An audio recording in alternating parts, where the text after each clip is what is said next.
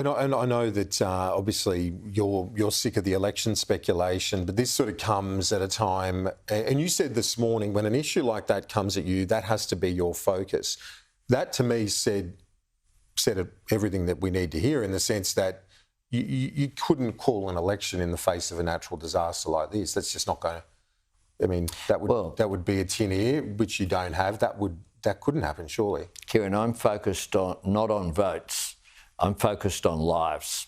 I'm focused on Australians, and Australians showing our character at this difficult time. That's my focus. Yeah.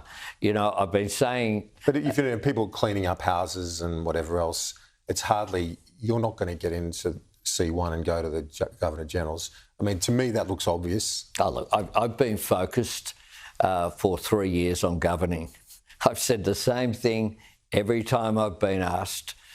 Peter Dutton was calling for an election this time last year in order to stop our tax cuts going to every single Australian taxpayer. What I'm focused on is good governance. Given, and I know that you, as Prime Minister, you get to call the election, so I'm not sort of taking that role off you. I'm just sort of saying that you've got Easter, Anzac Day, and I just, to say to the Australian people and to those in Queensland, you're not going to call a political campaign in the face of a natural disaster. And I know you don't want to give the opposition leader a heads up, but that's also a fair question, isn't it? Oh, Kieran, but these are questions that have been asked this week, this month, last month, the month before. They've been asked for a long period of time. And I think... But this is a natural disaster. This is different. This is a reason why we need 4-year fixed terms to provide certainty. What I've been focused on, Kieran, is governing. We have a budget that we're prepared for, and we put out the time... It sounds like you're delivering the budget. Well, we put out the timetable of that last year, Kieran. This isn't an announcement. We put out the timetable last year. We have been focused on good governance, and I must say that yesterday's national accounts figures were very positive, with that 0.6% growth in the December quarter. We do have now inflation with a 2 in front and going down. Do you want to see government spending come down, though? Some commentators are saying that... Well, they've made the point that your government is the largest first-term government since Whitlam in terms of growth in government spending at a Commonwealth level. Kieran, 130 billion, 34 billion this year. Kieran, my government is the first government in 20 years to deliver back-to-back budget surpluses. That's what my government has achieved. My government, unlike the government that we replaced, have had savings of around about $90 billion. My government has put in place measures that have saved, in terms of interest payments and debt, some $200 billion. My government has been economically responsible. You've had the windfall. You've had some windfalls, though, and I ask you because we have put, importantly, what we have done is put revenue upgrades towards the bottom line, not spent them, unlike the former government. Yep. We inherited... But $34 billion this year alone. Kevin Rudd, as you remember, he was elected saying the reckless spending must stop. Is this the sort of spending that he promised to stamp out? What we have done, Kieran, is design cost of living relief that have assisted people during global inflationary circumstances, whether it be energy bill relief, cheaper childcare, cheaper medicines, the tax cuts for every single Australian taxpayer, free TAFE. Is it sustainable, now, all of that sort of level, that high level? All of that, it's been designed in a way that has put downward pressure on inflation, and the results are there, Kieran. Wages increasing, inflation decreasing, responsible economic management with 2 budget surpluses, and as well, government spending, cost of living of the economy is growing. Cost of living support.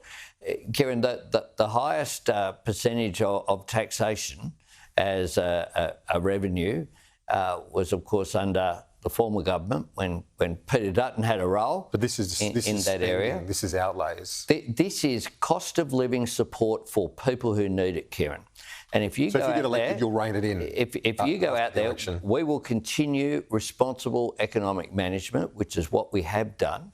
Responsible economic management that are producing results with inflation going down, wages going up, and yesterday what we saw was a very good economic growth figure.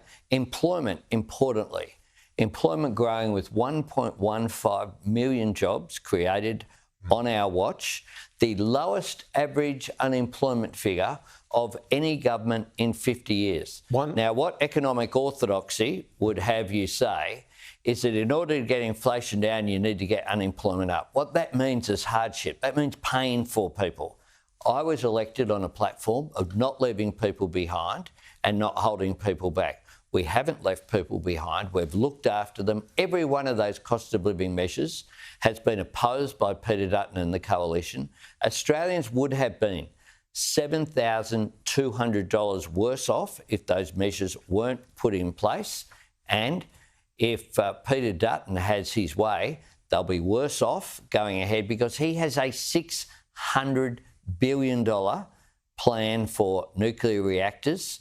He has three policies only: $600 billion nuclear reactors, free lunch paid for by every one of your listeners but only enjoyed by a few, and, of course, cuts that he won't tell you what they are until after the Prime Minister, well, one quick one before you go. Well, it's difficult to make it quick because there's so much happening internationally, but you seem to suggest that you might be open to having peacekeepers on the ground in Ukraine, troops on the ground. You wouldn't seriously consider sending Aussie troops into such an uncertain part of Europe, would you?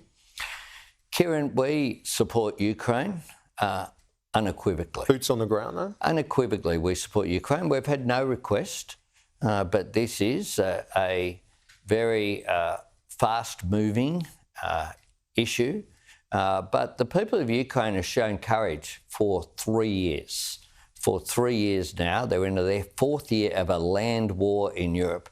And this is a struggle not just for the people of Ukraine and their national sovereignty. This is a struggle for the international rule of law. So you'd be willing to? We're already providing a range of support, Kieran. We've had no requests, but we are already providing substantial support, including, of course, training Ukrainian fighters. They're being trained in the United Kingdom with Australians imparting their skills and knowledge and experience to them. I know you've got a busy day ahead. In fact, a busy 48, 72 hours. We wish you every day's busy, Kieran. Yeah, it is indeed. But tomorrow might be busier than normal. But my thoughts are really with the people who are preparing there in South East Queensland, Northern New South Wales. Just a final shout out to the amazing people who are providing assistance, whether they be on the ground there or whether they be the people I met with this morning, Kieran, who are working around the clock to make sure that people get that up-to-date details. And can I encourage people just to log on, listen to ABC local radio broadcasts, visit bom.gov.au. Queenslanders can stay up to date on disaster.qld.gov.au and getready.qld.gov.au. That's about preparedness. In New South Wales, visit ses.nsw.gov.au and stay up to date on the Hazards Near Me app that's run by the SES. Stay safe is the main message here. You can always, we can repair infrastructure, but I'm very concerned about the human impact here. And so I just say to everyone, do not take risks. Make sure that you follow the advice of the authorities who are doing their best to keep you safe. Yes, indeed. And let's hope that that is the case, that people remain safe. And we thank you for your time as always. Thank you, Prime Minister. Thanks very much, Kieran.